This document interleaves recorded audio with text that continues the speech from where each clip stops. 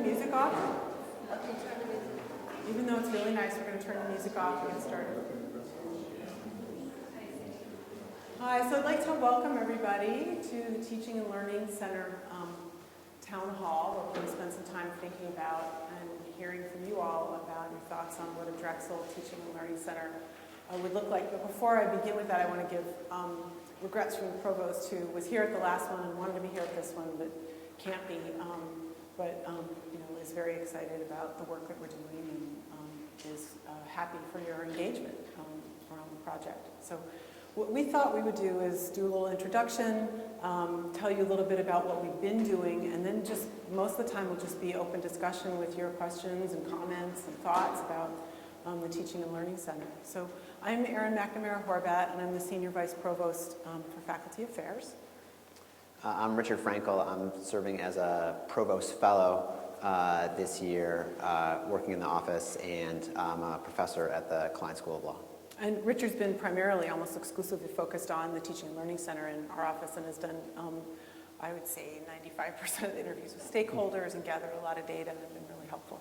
And then I'd like to recognize my staff, Alonda Green, Director of Faculty Development and Diversity, who's going to take some notes for us, Linda Grisp, who's our assistant, and Antonis Brickus, Director of Policy and Operations. So, what have we been doing? So, this is a very gross generalization, sort of what we've done as a process to develop a Teaching and Learning Center. As I mentioned, Richard has had meetings with various stakeholders. Do we have that? I wonder if we have that slide here. Here.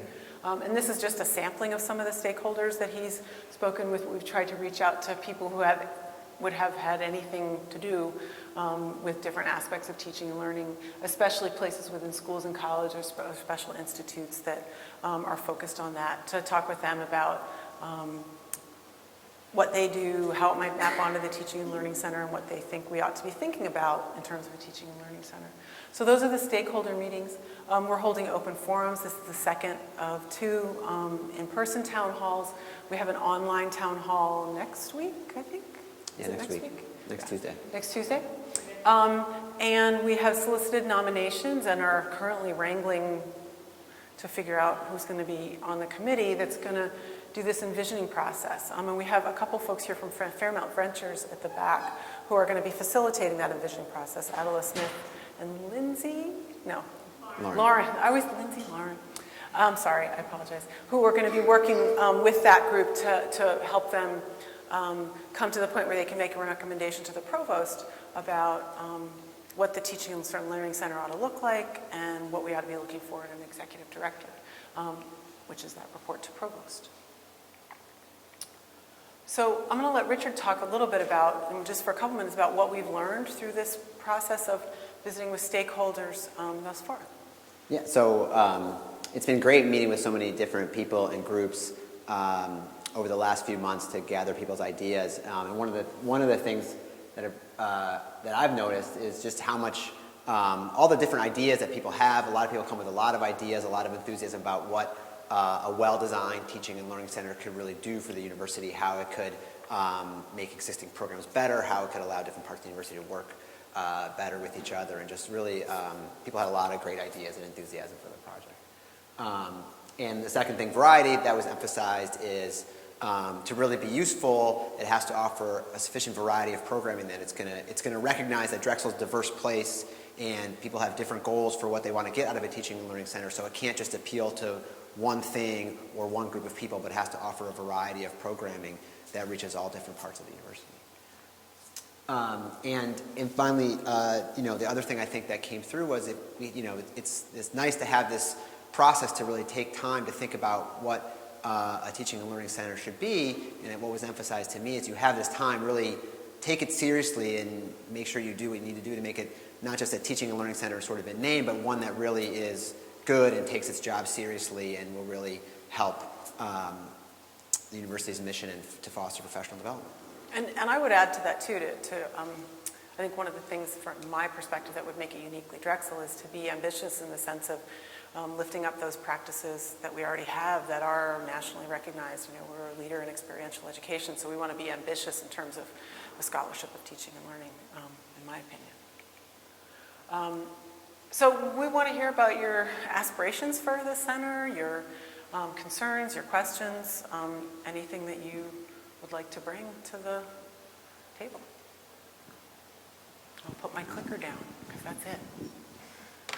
And we have Antonis and Linda who will walk around with mics because while we're not entertaining questions from online, we are streaming it online.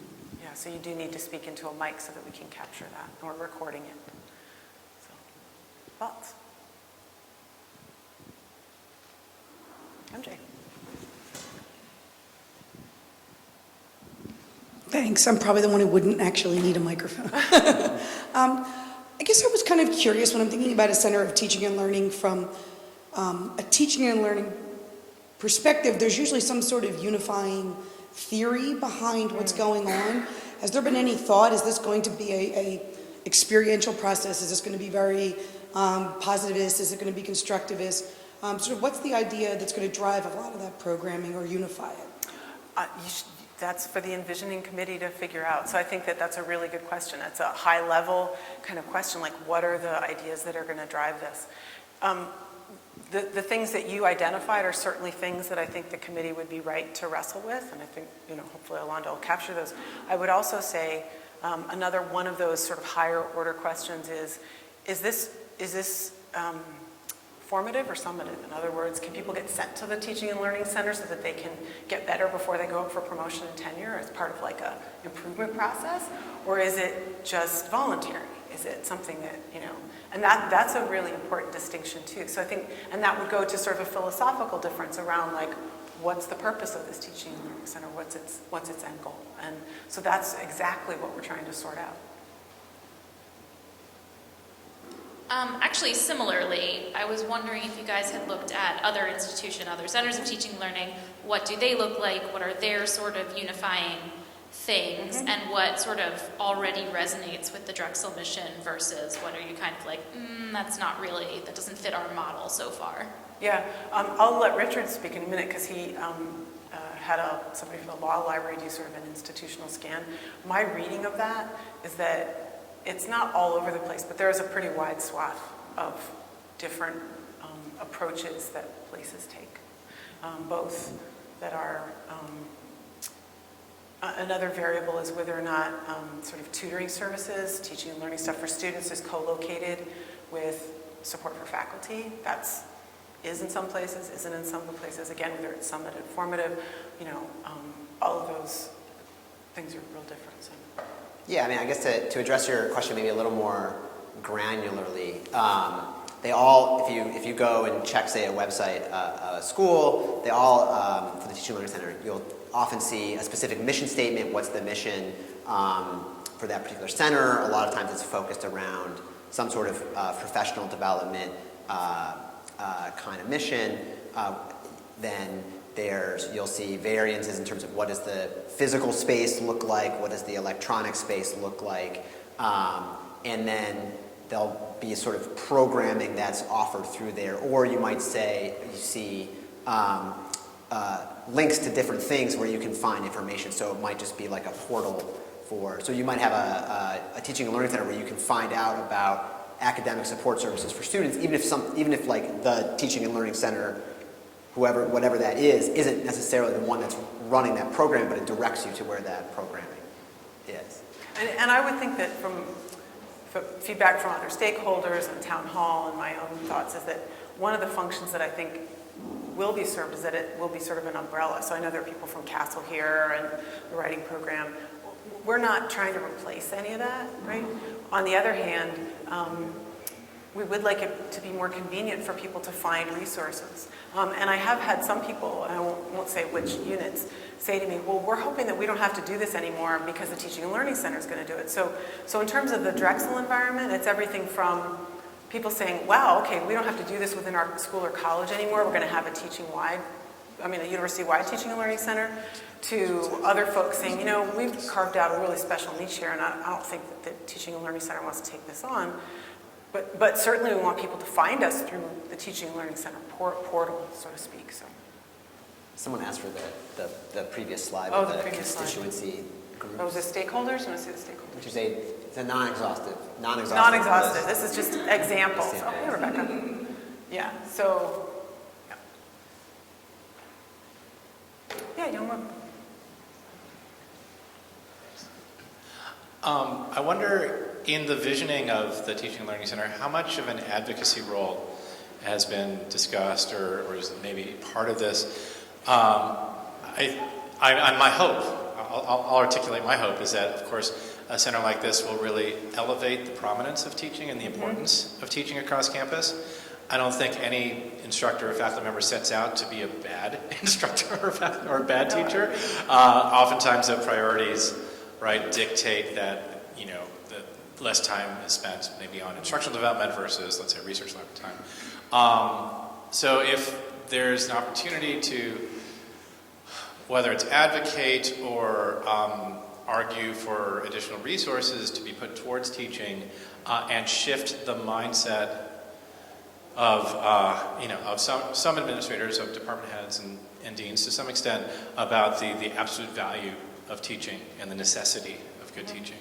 Yeah, I share that value in School of Education. I also think that I would add on to that, I think one of the things that would enhance that viewpoint is a focus on the scholarship of teaching. We have people at Drexel who are very much focused on the scholarship of teaching, and I think to the extent that we can advocate for that as having a role in university life, that will advance that mission. Having said that, I know there are some people in some departments and some, that it's, research at a research university is going to be king, I think, in my opinion. But I certainly think there's room for that. And I don't know if you heard more about that in your stakeholder interviews about sort of the giving more prominence to teaching.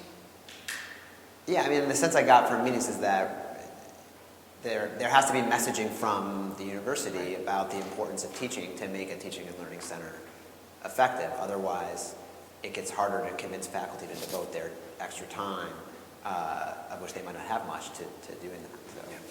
And I certainly think it works together. Yeah, and it's good news that the provost has asked me to do this, and I've certainly, I've been led to believe he's putting money behind it. So, we'll see.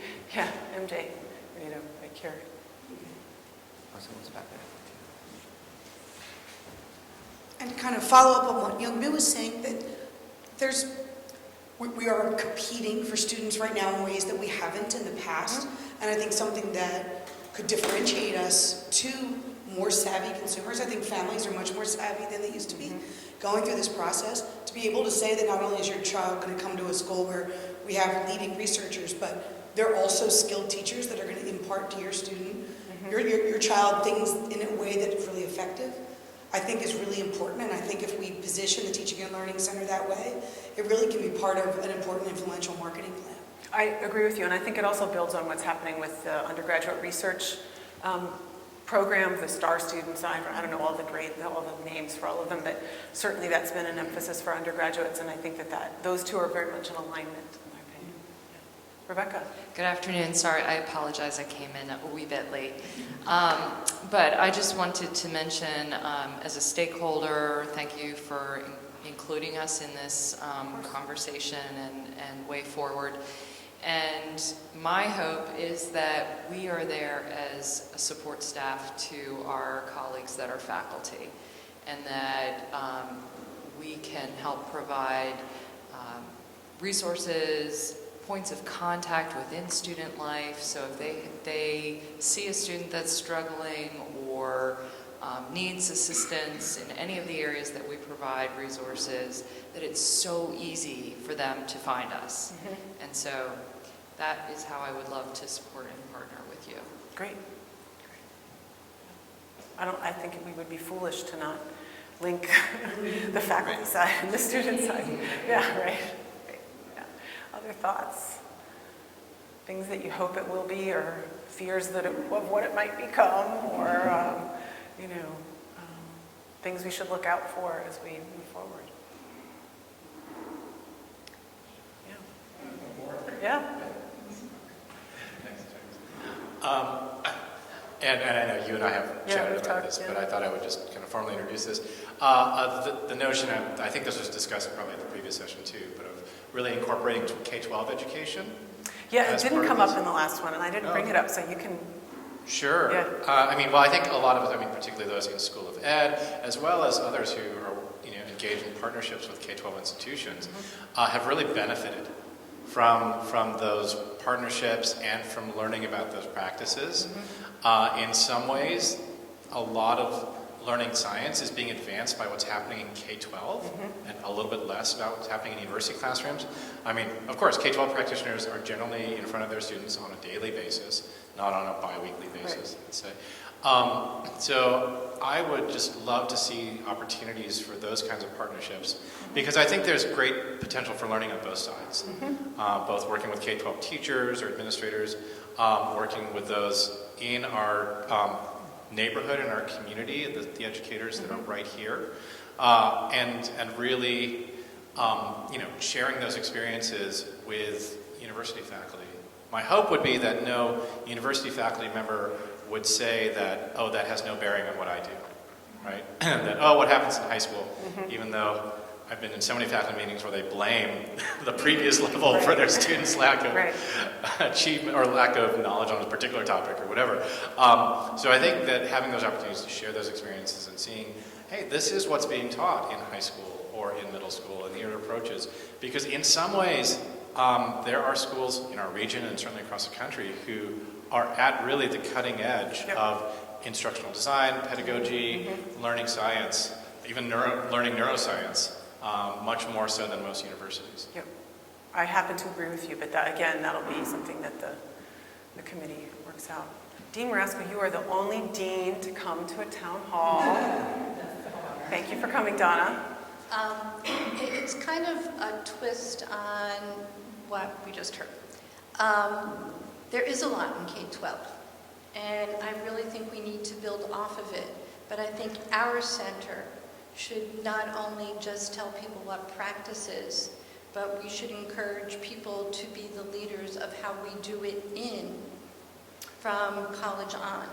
That one of the differences I see is that many of the people who address K-12 are dealing with the concept that they're not dealing with someone who's on the verge of adulthood. And so incorporating into our teaching the responsibility that you're becoming an adult. So it's not just the approach to teaching, it's we talk about learning styles, but we also need to incorporate the maturity of the learner in the process. And I think we have potential by putting it all together to do research on how to do that transition better than we do. And I think while we need to do it throughout the entire time the student is here, that transition phase is where we lose so many of our students in terms of success. And if we can muster the energies and the expertise that we have in those two areas and think of not following what other people are doing, but seeing where there are areas that we can actually almost design, I was in medical school for 25 years, clinical trials, okay, to say not just, oh, this sounds like it's good and we do it for everybody, but to see how we can take a group of students and then through a subset of this actually do a really clinical trial, that we do comparison. And then we may get to the point that, this is no longer ethical not to give X to the other group, so we stop the study. But we are researchers. And so what we're doing in education needs to be research and not just limited to any one segment of the university, even though we have a school of ed, that we're all in that together and figuring out how to do that best. Yep. So I couldn't agree more that we need to be about research on the scholarship of teaching. I would expand beyond the limited notion of controlled clinical trials, but that is certainly one method that should be used. But the extension of what Emily's story was, Yep. we go K-12 and then build on. Yep, and the transition into they're different people. Yep, absolutely. Other thoughts? I think we even have a slide with some questions on it in case there weren't any questions. Hopefully it's here. Yes, possible questions, design. So these are questions that I came up with, it was just, full disclosure. How can a center be designed so that it appeals to Drexel's diverse and varied faculty? Which goes to, your points. Are there things that we should be thinking about as we think about, not only different styles over time. We have, faculty who are in their 30s and experienced education differently because we all teach the way we were taught for the most part. And faculty have been around a long time, but also faculty who work in studio environments in Westfall, and faculty who work in social sciences, engineering labs, and what does that support look like for all of those groups? Is one question that I've struggled with, yeah. I'm Scott Warnock. I'm the director of the University Writing Program, and Richard and Erin, I appreciate your having talked to me about this before and including me in some of the earlier conversations. In our program, I brought up what I do because within the writing program, we have the Writing Center, which serves students, and we have our Writing Across the Curriculum initiatives that work with faculty. And I think that, when I look at your question, I'm thinking about this throughout. But I appreciate that you're kind of having this so open because Teaching and Learning Center can do a lot of things. It can be a lot of things. It looks very different in a lot of institutions, probably like in a maddening way, right, in terms of trying to get your arms around it. But I think that, in terms of serving faculty, there's a lot of, what will that look like? Will it be resources? Will it be the kind of hard and personnel-intensive work of person to person? A faculty member can come in and meet with someone. Will it be, you have people who work with programs. So you try to do, if you will, almost like a trickle down. You work with a whole program and program identifies teaching, like a department or even a college identifies these are teaching goals we have. And I think that those things, really will shape like what it will be. And it's kind of like what the goal and mission will be, which will be resource dependent too. Like how much can you, if you do the kind of latter version, you really need people who you've identified, in some capacity to be able to do that kind of work, so. Right, and I would love to see it be more than a glorified kind of call center, right? Like just offering help. If all we're doing is offering remediation for people who need help, we've missed the mark, in my opinion. We need to be more ambitious, and people that we've talked to want us to be more ambitious around research, around connecting to different parts of the university, yeah.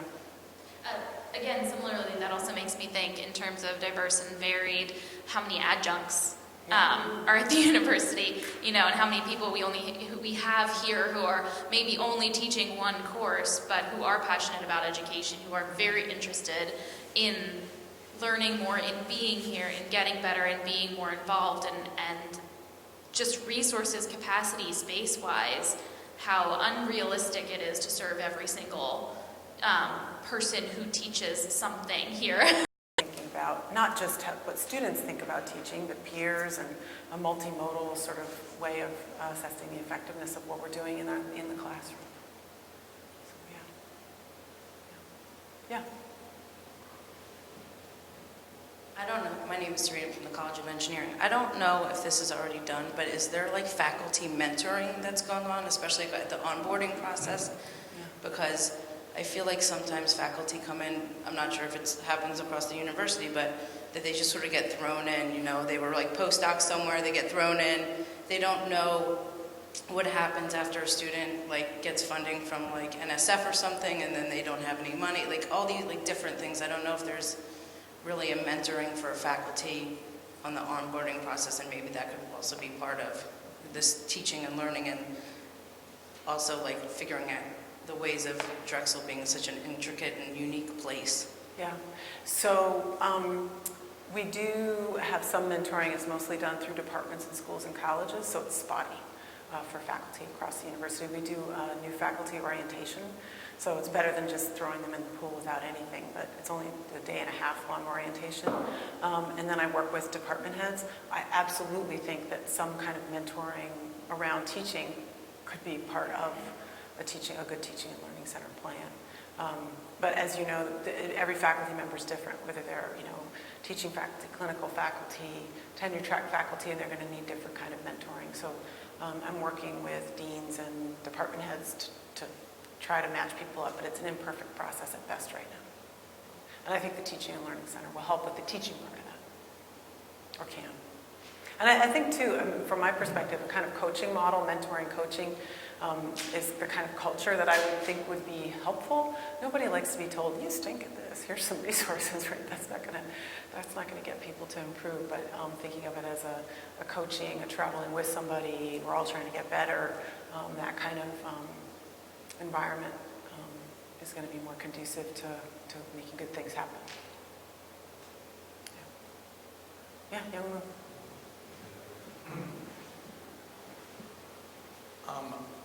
Again, my hope was a center would be aspirational and appeal to those who are, of course, looking to improve, but also offer really compelling content as well. I think if we get into the world of you're being sent to the center because of a bad review, I think that unfortunately we've probably lost the game there.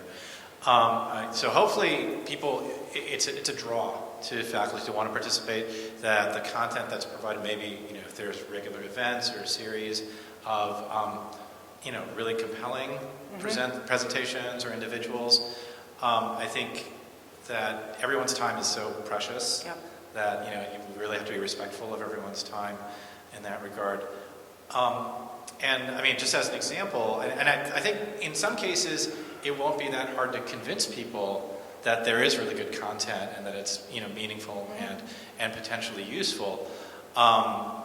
We just hosted a presentation last week from an educational neuroscientist who talked about some myths that are widely held among educators that continue to persist.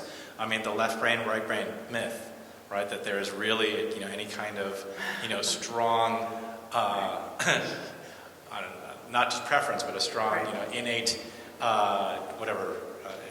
innate tendency towards one side or the other, of learning styles of visual learners versus spatial learners, those not being at all borne out by the evidence, that those are preferences. There's no evidence that shows that people learn better in a certain way, and that's a persistent myth. So I think there are a lot of things that are unfortunately still commonly accepted, but that can be dispelled, and then having compelling content might be one way of doing that. I agree.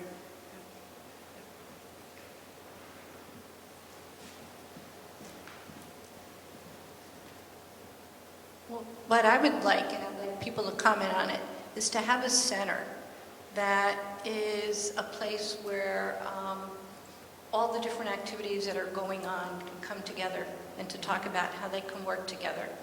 To look at how central funding for shared services. So you need coordinators to get so many things going.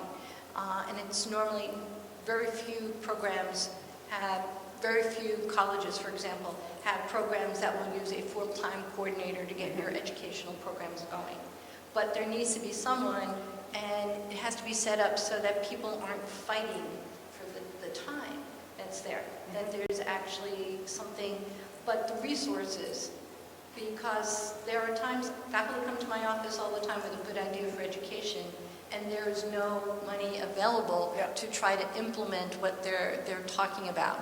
And to have something centrally, have a process that's quick, not that you have to wait for 2 years, to get it, that you can say, we will support you in doing this with parameters. So that'd be really. Yeah, I don't disagree. I think I was talking about that before you came in. Is that Sorry. I know it's fine. I'm happy to say it again. There've been other people who've come in. Is that I think that in my view, the Teaching and Learning Center ought to be sort of an umbrella for many of these organizations that may choose to retain sort of individual identity for what they're doing, but can share resources, could be found more easily through the Teaching and Learning Center, sort of a one-stop shop, and get to other things. And that there are units that have said to me, we're hoping we can not do this anymore because there will be a university-wide Teaching and Learning Center. I think it's a both and. There's going to be some folks that currently exist that will still be needed, but that I hope we can enhance what they're doing through the Teaching and Learning Center, coordination, funding, all that kind of stuff. Yeah. And I should also say, we haven't gotten a question about this yet, is that I envision, it needs to serve all faculty online, face-to-face, and so I think of it as a portal as much as a physical space, so I think physical space is important. So yeah, I can tell you what other questions I thought of. What are the pitfalls or mistakes? I already said that one. We can, if you want to talk about what we should avoid. What is the best way for the Teaching and Learning Center to support and enhance existing professional development initiatives and not to stifle them? How do we, support that work without drowning it out, stuff that's already ongoing? So, yeah, Thomas. I have an idea for a question that I would be curious to know everybody's reaction to, which would be about integrating experiential learning into this Teaching and Learning Center. Are there faculty that maybe wanted to share how that experience works for them now, if there are things that they have in mind for what we should think about to promote that kind of interaction between the classroom and co-op?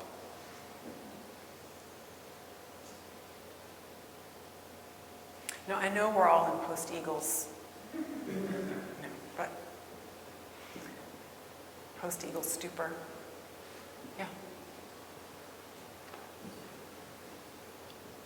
I mean, I don't have an answer to it, but it was actually something a little bit broader that I was thinking about that's been mentioned in different ways, which is, I mean, kind of obvious, I guess, but this should have a really Drexel, I mean, and I don't mean that in a superficial way. I think that we have a different kind of setup here, and I don't know, I mean, Richard, you have done some work on this, but I don't know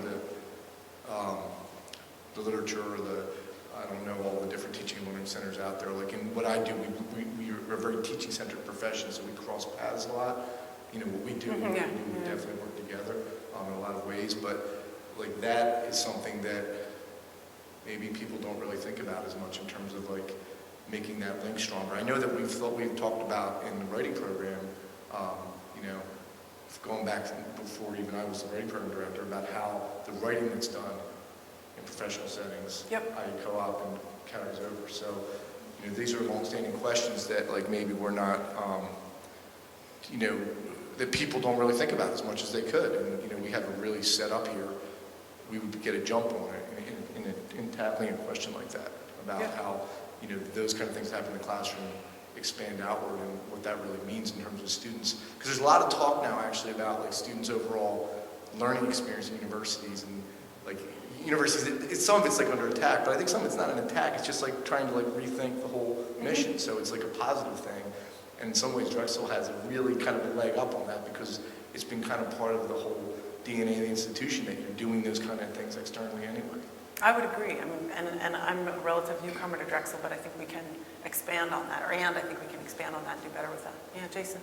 Just one follow-up. Again, I don't have an answer for Antonius' question either, but I think one thing to keep in mind is that one of the directions that a lot of different groups have been pushing on the experiential learning is non-co-op based, but also curricular experiential learning, also applied learning, also those kinds of things that go on across the university that fit under the broad umbrella of teaching, and understanding those and how to support that and the effect of that and how to support that are really also a critical question that we need to surface. Great, thanks. Yeah, I agree. That's the use of the term experiential learning instead of co-op is intentional. Yeah. Yeah, absolutely.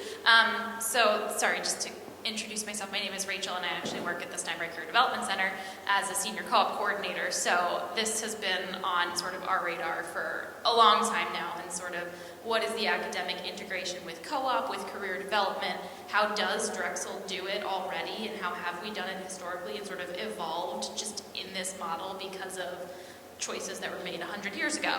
And it's definitely fascinating. There's definitely a lot more that we can do to sort of integrate a lot of those different pieces.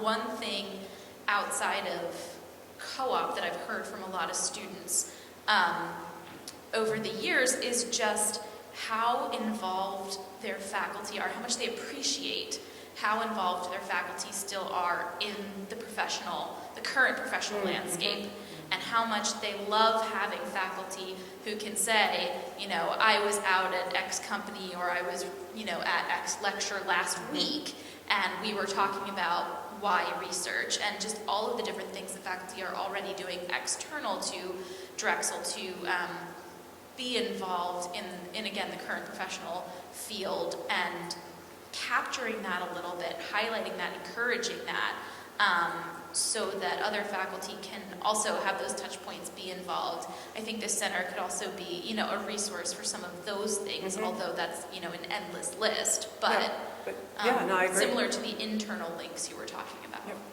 I agree. That's a good comment. Thoughts? Thanks. And sorry, this isn't going to answer your question either. I don't have an answer. I mean, again, this is really now maybe way down the road, or maybe shooting too high. But if, you know, the center could not only facilitate learning research or pedagogical research across campus. I mean, I'm envisioning studies that link multiple classes or classrooms across departments, colleges, that sort of thing. There are very few places that have been able to do that. And there are a lot of internal impediments, but I think it would be a wonderful thing. But even if beyond that, if the center had the ability to sort of do a campus-wide assessment or survey report, kind of like the state of teaching and learning at Drexel once a year. And again, we'd have to define, you know, what's being measured or what's being looked at, what's being described. But to do that on a consistent basis, you know, and say, hey, just to hold the mirror up and say, here's what we see. This is what we see. This is where we think maybe things are a little better than last year, or maybe other areas where things have slipped. But just to I mean, obviously it's good to hold up that mirror once a year and to see how things are changing, but also I think it just demonstrates that commitment externally to, you know, to this topic of teaching and It learning. could also provide an avenue to sort of just raise up what's new, what's different, not necessarily better or worse, just like so people can know these things are happening. Yeah.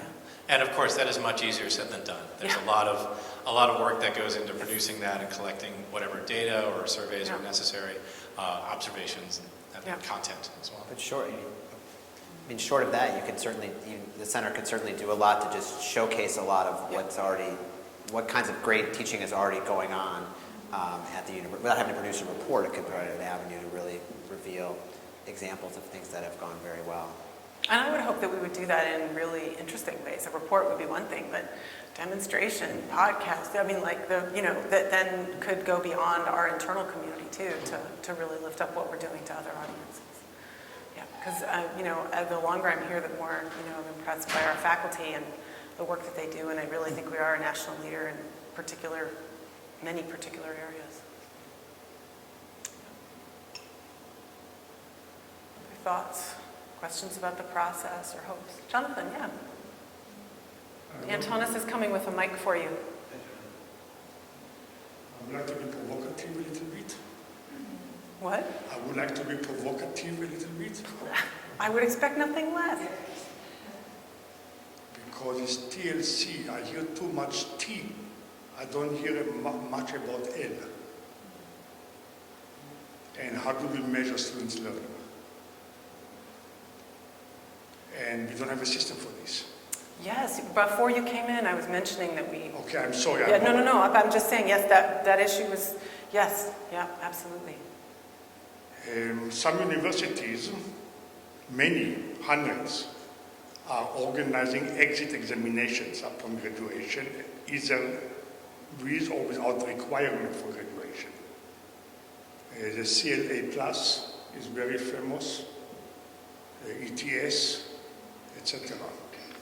Because we have no objective measure to see if our students really learn what we are teaching them, primarily in terms of critical thinking. I don't expect them to learn to remember the compartmentalized education that university normally gives the students. Here is a course, recite back in examination what you just learned, you forget it 2-3 weeks later, that's okay. And I don't care that they forget, because I educate them. I don't simply transfer information to the students. They have to be able to be learners, critically themselves on their own. So those kind of exit or graduation testing are primarily critical thinking testing. We can pay money for this and send it out, farm it out, or we can, the center, coordinate it. Every 5 years per department, cycle it. 5 departments per year, whatever, 10 departments per year. Secondly, the students. Do they really interested in learning what they are learning? Are they really interested in? In learning what they are learning? I don't think so. They care about getting the grades. Most of the courses that they take not because they like to take them, but because they're imposed on them by the curriculum. I came to study mechanical engineering. Why do I study chemistry or English? And on I can go. Essentially, 80 to 90% of the credit hours that the students in engineering take, they take not because they like to take them, but because they have to take them. So they spend the minimum amount of time that they need in order just to get the grade. And the statistic of Drexel is that our students spend approximately 16 hours a week outside the classroom for studying. It means less than 1 hour per credit hour. While the policy of the Department of Education to accredit a university as a university and the guidelines of all universities, including Drexel, is that the student should spend 2 hours per credit hours. So if our students in engineering, for example, I'm not sure other colleges are similar, they take 18 credits per semester, per term on the average, so they are expected to study 36 hours outside the classroom. They study only 14 to 15. And I, as a faculty, I know they study less. So I adjust myself to their study habits. I would like the center to deal with this also, how to encourage our students to focus on learning. The literature says they spend most of the time on leisure. Not work, not because of computers, they study less, etc., not because of IT, simply leisure. I do it in my class weekly. Same results, like national results, like Drexel results. So I see these are two tasks of the center. Because there would be some problem between the faculty individuals and the center when they come to me to tell me how to teach, what to teach, how to teach or whatever. The pedagogy, which I don't have, none of us have it. We are content experts. We are not educational experts. Right? So how do you do this, especially when the demand of the faculty in some of the colleges is primarily in research, not in teaching. So that's a big task for such a center to address those cultural issues also, of the students, of the faculty, and how objective measure of if they learn, what is our value added. Very good points. Thank you.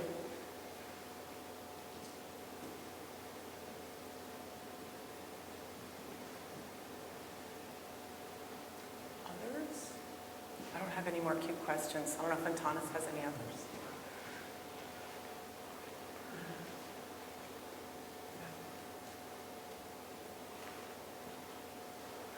I'm curious, because I haven't heard from you all. I know you're from Steinbright. How many here are faculty? I know some people, but not everybody. Faculty. And instructional designers? There were some of the last one. Staff? Yeah, okay. It's just helpful to get a sense of who's in the room. I should have done that at the outset. At the last one, we had a whole group of instructional designers that had really good points as well. So.